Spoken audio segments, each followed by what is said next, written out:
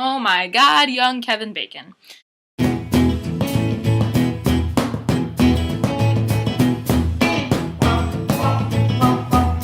Today we are talking about the 1982 flick, Diner. This movie is about 6 friends who always look real good and always hang out at this diner.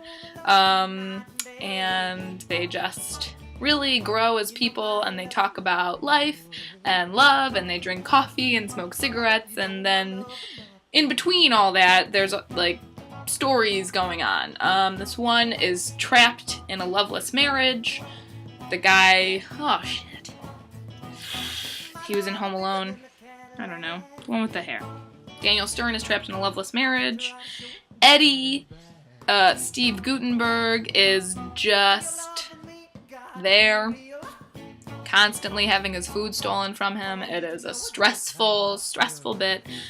Mickey Rourke is just trying to find himself. He's very similar to Billy Hicks in St. Elmo's Fire.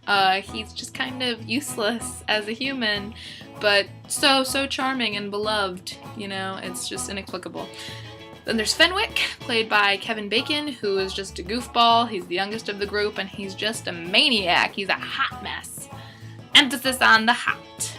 Billy, Tim Daly, he is getting married or something. I don't remember. And then there's one more. Modell is just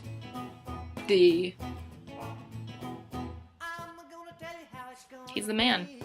I don't know. It's been like 6 months since I watched this movie. It's just a fun movie about friendship and life and love and finding yourself when you're young and 20 plus, and, you know, just figuring out what to do with your life, because they're all kind of lost. Like, they look really put together on the outside with all their fancy suits and their, you know, cigarettes and their coffee drinking and their regular food items, but on the inside, they are all screwed.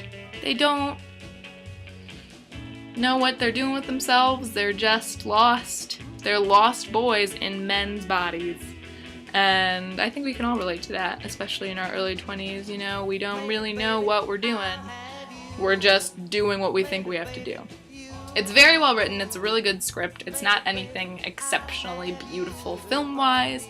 It's heartwarming and heartbreaking and just so touching. There's just a lot. Now, it is set in 1959. Again, like Rebel Without a Cause, you see that there are struggles everywhere. Everybody has trouble living their lives to what they think is the fullest at any age. You know, you never know when you're going to be hit with this crisis, but it's going to happen eventually, and for these guys, it's happening while they're college age. Kevin Bacon's character is definitely my favorite, Fenwick, just because he's so, like, goofy on the outside because he thinks he has to be, but on the inside he